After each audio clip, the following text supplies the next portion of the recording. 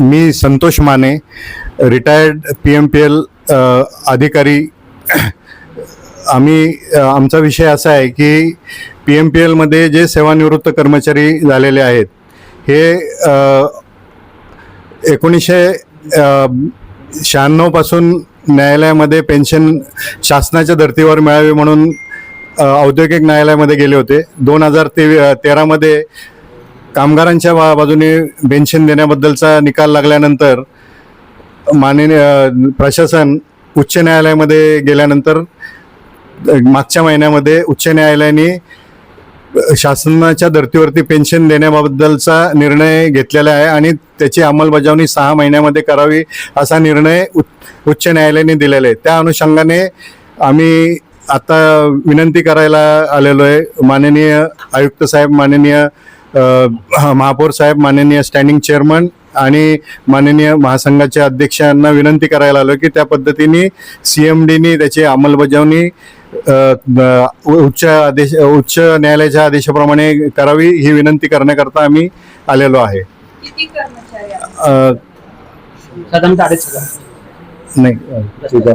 नाही अंदाजे 7,000 पेक्षा जास्त कर्मचारी आहेत.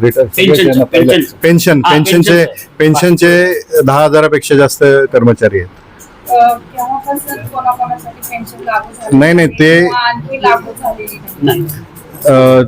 पेन्शनची जी मागणी आहे ते 1996 म्हणजे 96 पासूनचे जे कर्मचारी रिटायर झालेले आहेत त्यांच्या करताची मागणी आहे. जुन्या लोकांना ते लागू करण्यात PMTच्या जुन्या लोकांना लागू करण्यात आलेली होती. नाही मग आता जे उच्च न्यायालयाचा जो निर्णय झालेला आहे त्या अनुषंगाने आता त्याची माननीय प्रशासनाने त्याची अंमलबजावणी करावी एवढं आमचं म्हणणं आहे त्याच्यामध्ये. आणि दुसरा जो विषय आहे तो सेवानिवृत्त 2017 ते 2023 मध्ये जे रिटायर्ड झालेले सेवानिवृत्त कर्मचारी आहेत तर त्यांच्या संदर्भामध्ये आहे. तर 2023 नंतर रिटायर झालेल्या कर्मचाऱ्यांना एक रकमी 7व्या वेतन आयोगाच्या फरकाची रक्कम, ग्रॅज्युटी आणि इतर जी अर्जित रजेची जी रक्कम आहे ती एक रकमी दिली जाते. मात्र 2017 ते 2023 पर्यंत जे रिटायर झालेले कर्मचारी आहेत 2300 त्यांना 4 हप्त्यामध्ये ती रक्कम दिली जाते.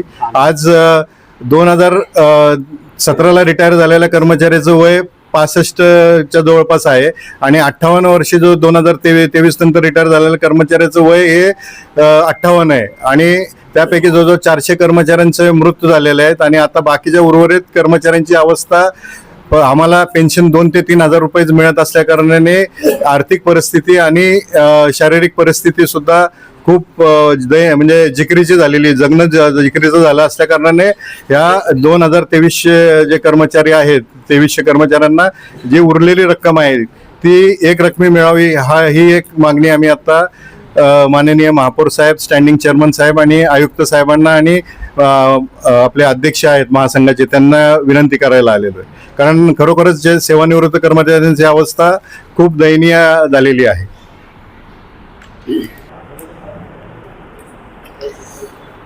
आज पिंपरी चिंचवड कर्मचारी महासंघाच्या ऑफिसमध्ये PMPL मधील गेली 10-12 वर्षापासून रिटायर झालेले अनेक कर्मचारी, अधिकारी या ठिकाणी माननीय आयुक्त साहेब, माननीय महापौर साहेब, स्थायी समिती चेअरमन साहेबांना विनंती करण्याच्या दृष्टीने या ठिकाणी आलेली आहे.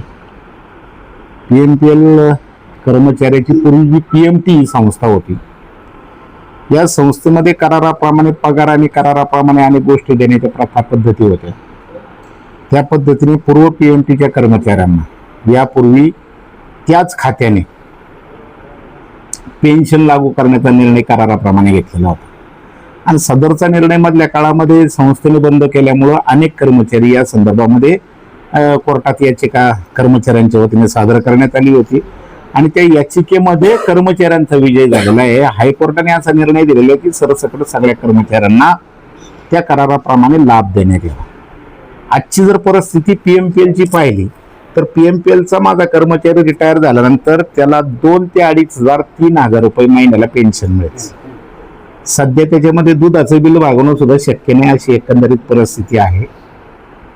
तरुणांच्या मध्ये बेरोजगारीचं प्रमाण वाढल्यामुळे ह्यांच्या अपत्यांना नोकऱ्या नाही किंवा कसलं उपजीविकेचं साधन नाही. 50% जास्त कर्मचारी रिटायर झाल्यानंतर कुठंतरी वॉचमॅनची नोकरी मिळेल, कुठंतरी मला 10-15 हजार रुपये महिना मिळतील, अशा अवस्थेमध्ये जगत आहे. ही एकंदरीत PMPL कर्मचाऱ्यांची परिस्थिती. आणि कोर्टाने जो दिलेला निर्णय आहे तो पूर्वलक्षप्रमाणे महानगरपालिकेने त्याचा विचार करावा. दोन्ही महानगरपालिका ह्या PMPL संस्थेच्या पालक संस्था आहेत आणि पालकाकडेच मागणी केली जाते असं आमचं मत.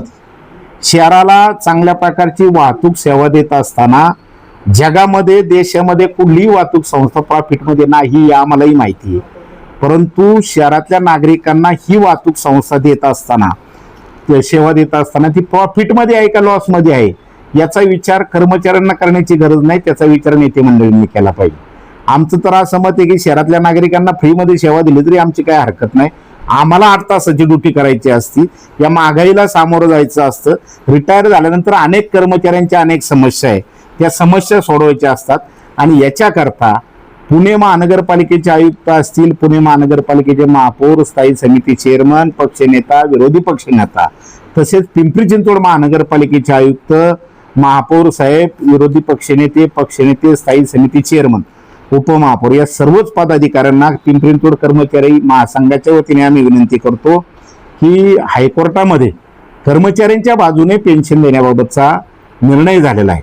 तो निर्णय पूर्वलक्षी प्रभावाने दोन्ही महानगरपालिकेनी, जे दोन्ही महानगरपालिकेचे प्रमुख आहेत त्या PMPL संस्थेचे ते पदाधिकारी आहेत, संचालक आहेत. आणि मला वाटतं की संचालक कमिटीमध्येच हा निर्णय होणं अपेक्षित आहे. आणि मी या सर्व कर्मचाऱ्यांच्या वतीने या सर्वच पदाधिकाऱ्यांना विनंती करतो की त्यांनी संचालक मंडळाच्या मीटिंगमध्ये हा विषय घ्यावा आणि कर्मचाऱ्यांचा निर्णय करावा. आजची PMPL ची परिस्थिती अशी आहे की भारतामध्ये 8व्या वेतन आयोगाबाबत चर्चा चालू आहे आणि माझ्या PMPLच्या कर्मचाऱ्यांना 7व्या वेतन आयोगाचा फरक मिळायचा ही अवस्था आहे. मुळात 8वा वेतन आयोग हा 1/1/2026 पासून लागू होणार. आज 1/1/2026 नंतर देशभरामध्ये 8व्या वेतन आयोगाची चर्चा आहे. परंतु PMPLचा कर्मचारी रिटायर झाल्यानंतर किमान रिटायर कर्मचाऱ्यांना तरी एक रकमी त्याच्या पैसे अदा करणं गरजेचं असताना ते केले जात नाही, ही दुर्दैवाची बाब आहे. आणि मला असं वाटतं की रिटायर झालेल्या प्रत्येक कर्मचाऱ्याला ह्या वेतन आयोगाच्या फरकाच्या एक रकमी पैसे मिळावे अशी PMPL प्रशासनाला विनंती करतो.